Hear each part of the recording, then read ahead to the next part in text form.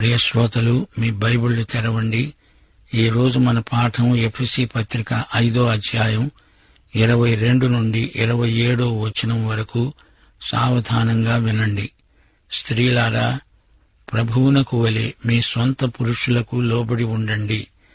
క్రీస్తు సంఘమునకు శిరస్సై ఉన్నలాగున పురుషుడు భార్యకు శిరస్సై ఉన్నాడు. సంఘము క్రీస్తుకు లోబడినట్లుగా భార్యలు కూడా ప్రతి విషయములో తమ పురుషులకు లోబడాలి. పురుషులారా, మీరు మీ భార్యలను ప్రేమించండి. అటువలే క్రీస్తు కూడా సంఘమును ప్రేమించి అది కళంకమైన, ముడత అయినా, అట్టిది మరేదైనా లేక పరిశుద్ధమైనదిగా, నిర్దోషమైనదిగా, మహిమగల సంఘముగా ఆయన తన ఎదుట దానిని నిలువబెట్టుకోవాలని వాక్యముతో ఉదక స్నానము చేత దానిని పవిత్రపరచి పరిశుద్ధపరచడానికి దానికోసము తనను తాను అప్పగించుకున్నాడు. సోదరీ సోదరులారా, వింటున్నారా? భార్య తన భర్తకు లోబడాలి. లోబడము అనటంలో విశేషార్థమున్నది. విధేయత కాదిది, లోబడడం. విధేయతలో బలవంతముంది గాని లోబడడం స్వచ్ఛందం. లోబడడం ప్రేమపూర్వకమైనది. ప్రభువుకు లోబడతాము, అది ప్రేమ చర్య. అలాగే భార్య తన భర్తకు ప్రేమపూర్వకంగా లోబడుతుంది. నీ భర్త నీవాడు, నీ సొంతం. ఇది వ్యక్తిగతమైన ప్రేమ సంబంధం. లోబడుతుంది అంటే దానికి ప్రేరణ ఇదే. ఇది క్రైస్తవ వివాహం. వధూవరులిద్దరూ విశ్వాసులు. భార్యాభర్తల సంబంధంలో భర్తదే పైచెయ్యి.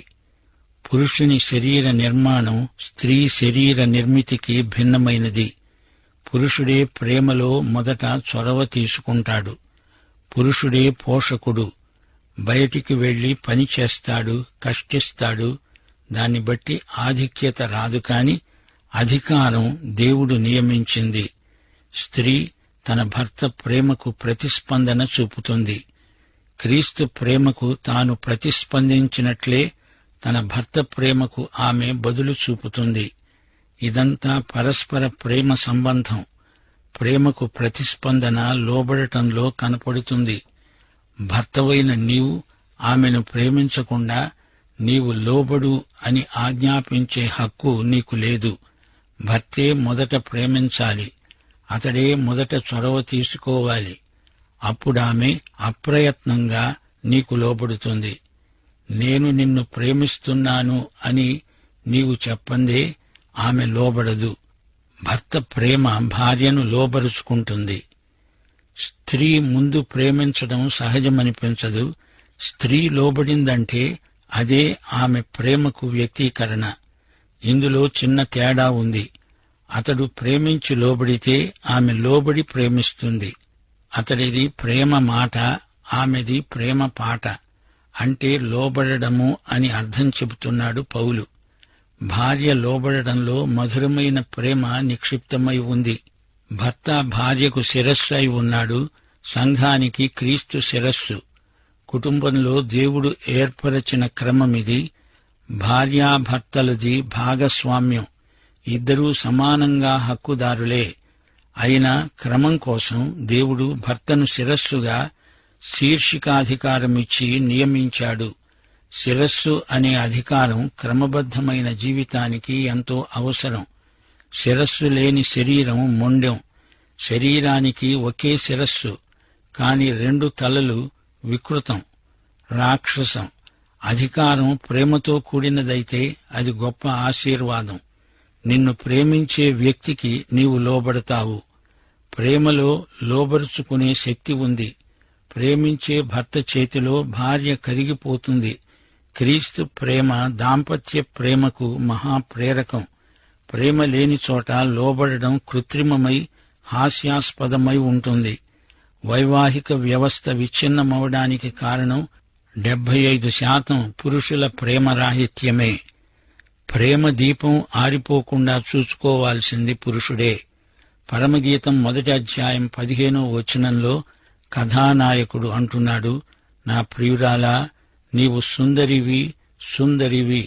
షూలమ్మితి అంటోంది, నా ప్రియుడా, నీవు సుందరుడవు, అతి మనోహరుడవు. పరమగీతం 2:11 ఆమె అంటోంది, నా ప్రియుడు నావాడు, నేను అతని దానను. అతడు తన ప్రేమను వెల్లడించిన తరువాత ఆమె అతని ప్రేమకు ప్రతిస్పందిస్తుంది. ఏదెను తోటలో సన్నివేశం మరోసారి చూడండి. ఆదాము హవ్వలు ప్రేమ జంట. తనకు తోడు ఒకరు కావాలి అని ఆదాము గ్రహించే వరకు దేవుడు మౌనంగా ఉన్నాడు, ఏమీ చేయకుండా ఊరుకున్నాడు. ఆమెను ఆదాముకు సాటి అయిన సహాయంగా ఇచ్చాడు. సాటి సహాయమంటే ఆమె అతనిలో సగం అని అర్థం. భార్య లేకుండా అతడు సగం మనిషి అంతే. వారిద్దరినీ కలిపి దేవుడు ఆదాము అన్నాడు. ఆమె కోసం అతడు, అతని కోసం ఆమె దేవుని చేత చేయబడ్డారని వారు గ్రహించినప్పుడే అది వివాహమవుతుంది. భార్యాభర్తల మధ్య ఉన్నంత ఆకర్షణ మానవతలో మరెక్కడా మరెవరి మధ్య కానరాదు. ఇది దేవుని ఏర్పాటు. ఒక కుమార్తెతో తండ్రి అన్నాడు, నీవు అతణ్ణి పెళ్లాడతావా? అతడి పుట్టుపూర్వోత్తరాలు నీకు తెలియవు, అతడు ఎక్కడ్నించి వచ్చాడో నీ వెరుగవు. ఆమె అన్నది, నాన్న, అతడెక్కడ్నించి వచ్చాడో అది నాకనవసరం. అతడెక్కడికి వెడుతున్నాడో నాకు తెలుసు. నేను అతనితో వెళ్లిపోతాను. ఆ అమ్మాయి అలాగే అతన్ని చేసుకుని వెళ్లిపోయింది. అతడు గొప్ప దైవసేవకుడు. క్రీస్తుకు ఆయన సంఘానికి మధ్య సంబంధానికి క్రైస్తవ దాంపత్యం అద్దం పడుతుంది. క్రీస్తు సంఘానికి శిరస్సు, ఆయన సంఘ శరీరానికి రక్షకుడు. కాని భర్త భార్యకు రక్షకుడు కాడు. అయితే లోబడడం విషయంలో పోలిక ఉంది. సంఘం క్రీస్తుకు లోబడినట్లు భార్య భర్తకు లోబడాలి. యేసుక్రీస్తుకు ఆమె లోబడాలి, అతడు లోబడాలి. భర్తలు తమ భార్యలను ప్రేమించాలి. క్రీస్తు సంఘాన్ని ప్రేమించాడు. క్రీస్తు తనను తాను సంఘానికి ఇచ్చివేసుకున్నాడు. ఆ విధంగా తనను తన భర్త ప్రేమిస్తున్నాడంటే భార్య నిర్నిబంధంగా తన భర్తకు లోబడి తీరుతుంది. ఇది ఉదాత్తమైన క్రైస్తవ ప్రేమ. వైవాహిక ప్రేమ అంటే ఏమిటో క్రీస్తునందే మానవత నేర్చుకోగలదు. క్రీస్తుకు సంఘానికి మధ్య ప్రవర్తిల్లే ప్రేమ దాంపత్య ప్రేమకు ఉత్ప్రేరకం. క్రీస్తు తన సంఘాన్ని వాక్యోదక స్నానమందు పరిశుద్ధపరుస్తాడు. ఇది వాక్య స్నాతకోత్సవం. వాక్యోదకం పవిత్ర జలం, శుద్ధి చేసే జలమిది. కడుగుతుంది. మచ్చ, కళంకము, డాగులు పోయేటట్లు రుద్ది రుద్ది కడుగుతుంది. సంఘవధువు పరిశుద్ధ వాక్యమందు స్నానమాడుతుంది. మహిమగల సంఘమై వధువు తన పెళ్లి కుమారుని ఎదుట నిలుస్తుంది. ప్రకటన గ్రంథంలో వధువు సంఘం తన వరుని ఎదుట ఎలా నిలిచేది వర్ణించబడింది. వివాహ దినాన పెళ్లి కుమార్తె అలంకరించబడి ఎంతో అందంగా కనిపిస్తుంది. పెళ్లి కుమార్తె ఆయనకు ప్రదానం చేయబడింది. దేవుని వాక్యమందు కడగబడి పవిత్రపరచబడబోతోంది. విశ్వాసుల సముదాయమే సంఘ శరీరం. ప్రతి విశ్వాసి ప్రతిరోజు వాక్యోదక స్నానంలో శుద్ధి చేయబడుతూనే ఉన్నాడు. గొర్రెపిల్ల వివాహ మహోత్సవానికి అందరూ సిద్ధమవ్వాలి.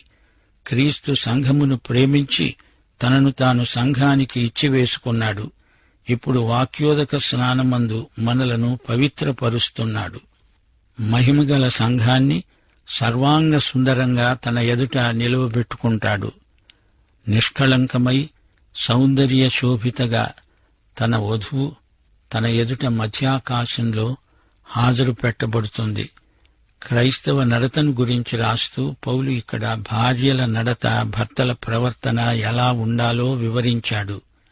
ఆమె వినయవతి, భర్తకు లోబడుతుంది.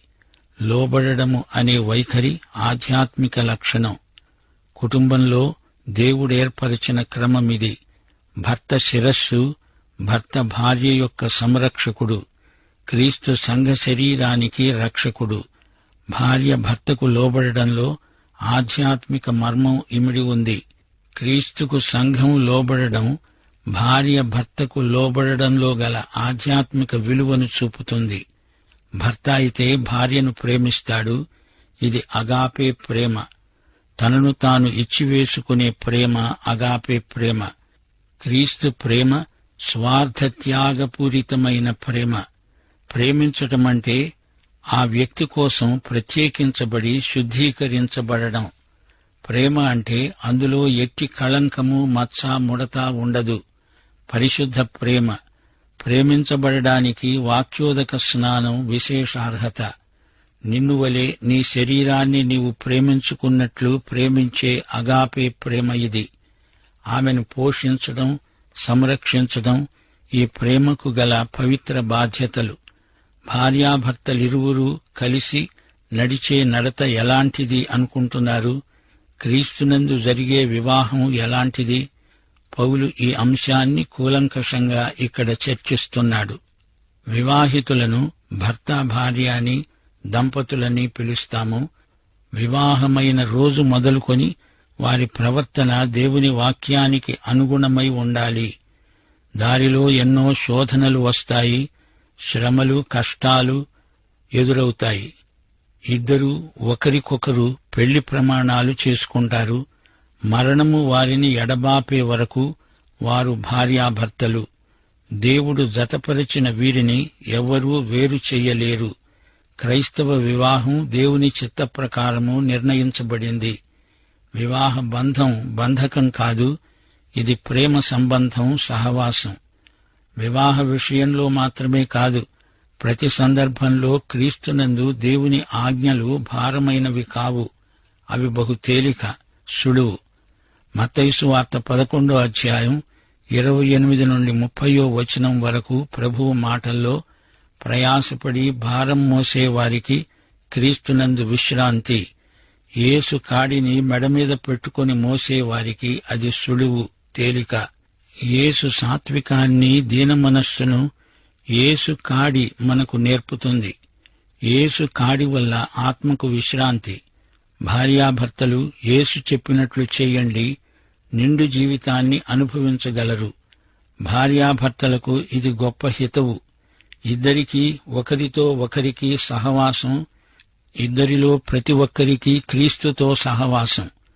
భార్య భర్తకు లోబడాలి, భర్త భార్యను ప్రేమించాలి. భార్య తన భర్తకు ఎందుకు లోబడాలి? ఎందుకనగా ఇది దేవుని చిత్తం, ఇది దేవుని ఆజ్ఞ. దీన్ని గురించి వివాదమేమీ లేదు, ఏ ప్రశ్న లేదు. భార్య భర్తకు లోబడాలి, దేవుడు ఆజ్ఞాపిస్తున్నాడు. దేవుని మాట వినాలి. ఆయన వివాహాలకు దేవుడు, భార్యకు భర్తకు ఆయనే దేవుడు. దేవుడు గనక ఆయనకు ఆజ్ఞాపించే హక్కు ఉంది, అధికారం ఉంది. ప్రభువునకు వలె భార్య భర్తకు లోబడాలి అంటే అర్థమేమిటి? దేవుని బిడ్డలు ఏది చేసినా ఆయనకు, ఆయన కోసం చెయ్యాలి. ఎందుకని? మనం ఆయనను ప్రేమిస్తున్నాము గనుక. మనము ఏ సత్క్రియ చేసినా ప్రభువుకు చేస్తున్నామని చెయ్యాలి. ప్రభువు మనల్ని ప్రేమించి తనను తాను మనకు అప్పగించుకున్నాడు, మనల్ని రక్షించాడు. ఆయన మనల్ని ప్రేమించాడు గనుక మనము ఆయన్ను ప్రేమించగలుగుతున్నాము. ఆయనకు లోబడడానికి ప్రథమ కారణమిదే. మనము ఆయన్ను ప్రేమిస్తున్నాము గనుక మనకాయన ఏది చెప్పినా ఆయన కోసమే, ప్రభువునకు చేసినట్లే చేస్తాము. క్రైస్తవ విశ్వాసి ఒక భార్యగా తన భర్తకు లోబడినప్పుడు తాను దేవునికే లోబడుతున్నదని అర్థం. లోబడటమంటే దాస్యం కాదు, బలవంతం కాదు. లోపల ఇష్టం లేకపోయినా ఒత్తిడిని బట్టి, భయం చేత లోబడడం కాదు. ప్రేమను బట్టి ఇష్టపూర్వకంగా, స్వచ్ఛందంగా లోబడడం. ఆమె ప్రభువును ప్రేమిస్తున్నది గనుక ఆయనను సంతోషపెట్టడానికి తన భర్తకు లోబడుతుంది. భార్యలు లోబడే స్వభావము కలిగి ప్రవర్తించాలని దేవుని ఆజ్ఞ. అయినా అదేదో భారమైన ఆజ్ఞ అనిపించకూడదు. ప్రభువును ప్రేమించేవారు తమ భర్తలకు ప్రేమపూర్వకంగా లోబడి ప్రభువును సంతోషపెట్టిన వారవుతారు. ప్రభువు చెయ్యి అన్నది వీరు తప్పకుండా చేస్తారు, సునాయాసంగా చేస్తారు. ప్రభువుకు ఇష్టమైందే తమకు ఇష్టం. లోబడము అనేది కుటుంబ శ్రేయస్సుకు, క్రమానికి ఆధారభూతమైన నియమం. భార్యాభర్తలు జతపనివారు, అయితే భర్త శిరస్సు. జతపనివారు క్రమముననుసరించి పనిచెయ్యాలి అనే వివేకము కలిగి సంసారం చెయ్యాలి. వాక్య ప్రమాణం మేరకు జీవించాలి. భర్త భార్యకు శిరస్సు. శిరస్సు అనేది అధికార చిహ్నం. స్త్రీగాని పురుషుడుగాని ఒకరికంటే ఒకరు గొప్పేమీ కారు. ఎవరికీ ప్రత్యేక ఆధిక్యం లేదు. దేవుడు పక్షపాతి కాడు. దేవుని సృష్టిలో, దేవుని దృష్టిలో స్త్రీ పురుషులిద్దరూ ఒకటే. కుటుంబంలో భార్యాభర్తలు కలిసి పనిచేస్తారు. ఇద్దరికీ జీవమనే కృపావరమందు సమాన భాగస్వామ్యం ఉంది. ఇద్దరూ ఒకరి మీద ఒకరు ఆధారపడి ఉన్నారు. ఒకరి నుండి ఒకరు వచ్చారు. ఇద్దరి మధ్య ఈ సంబంధం దేవుని నుండి కలిగిందే. 1 కొరింథీ 11:11-12 ప్రభువునందు స్త్రీకి వేరుగా పురుషుడు లేడు, పురుషునికి వేరుగా స్త్రీ లేదు. స్త్రీ పురుషుడి నుండి ఎలాగు కలిగిందో అలాగే పురుషుడు స్త్రీ మూలముగా కలిగాడు. గాని సమస్తమైనవి దేవుని మూలముగా కలిగి ఉన్నవి. గలతీ పత్రిక 3:28 ఇదే మాట అంటోంది.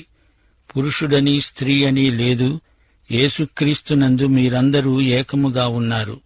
స్త్రీకి పురుషుడు శిరస్సు అని ప్రభువు అంటున్నాడంటే ఇది వారి శక్తి సామర్థ్యాలతో తేడాను బట్టి కాదు. ఇందులో పురుషాధిక్యమేదీ లేదు. కుటుంబంలో క్రమము, వారి వారి ధర్మములు నెరవేరడానికి దేవుడు ఏర్పరచిన విధానమిది. ప్రతి వ్యవస్థకు ఒక శిరస్సు అనగా నాయకుడు ఉండాలి గదా. ఈ విశ్వము, సంఘం, క్రైస్తవ కుటుంబము ఇవన్నీ దేవుడు స్థాపించిన వ్యవస్థలే. భార్యాభర్తలిద్దరూ భాగస్వాములు. పురుషుడు శిరస్సు. భార్య అనుసరించవలసిన మాదిరి క్రీస్తు, ఆయన సంఘము. క్రీస్తు సంఘానికి శిరస్సు. క్రీస్తుకు సంఘం మీద పూర్తి అధికారముంది. ఆయన అధికారానికి లోబడి సంఘం జీవిస్తే క్రమం, ప్రేమ, ఆనందం, శాంతి సంఘంలో నెలకొని ఉంటాయి. అప్పుడు సంఘం ఆయన చెప్పినట్లు తూచా తప్పకుండా చేయగలదు. భర్త ధర్మమిదే. భర్త కుటుంబానికి శిరస్సు. భర్తకు దేవుడు అప్పగించిన అధికారమిది. సంఘం క్రీస్తు అధికారానికి లోబడినట్లు భార్య తన భర్త అధికారానికి లోబడుతుంది. ఈ విధంగా భార్యాభర్తలు తమ కుటుంబ ధర్మం నెరవేర్చుకుంటారు. తమ ప్రభువైన యేసుక్రీస్తును మహిమపరుస్తారు. యేసు సంఘానికి రక్షకుడై ఉన్నట్లు భర్త భార్యకు సంరక్షకుడై ఉన్నాడు. క్రీస్తు తన సంఘాన్ని అన్ని విధాలా కాపాడతాడు, సంఘాన్ని ఆదరిస్తాడు. అలాగే భర్త తన భార్యకు కాపుదల, ఆదరణ కలిగిస్తాడు. శరీర నిర్మాణాన్ని బట్టి కొన్ని విషయాలలో పురుషునికి స్త్రీ కంటే శరీర దారుఢ్యం ఎక్కువ అని సహజంగా చెబుతారు. అందుచేత దేవుడు అతణ్ణి తన భార్య కాపుదల కోసం, ఆదరణ కోసం నియమించాడు, నిర్ణయించాడు. ప్రభువుకు లోబడిన భర్త ఈ 2 విధాలుగా తన భర్త ధర్మం నెరవేరుస్తాడు. భార్య ఈ విధంగా లోబడడంలో ఒక గొప్ప మర్మం నిక్షిప్తమై ఉంది.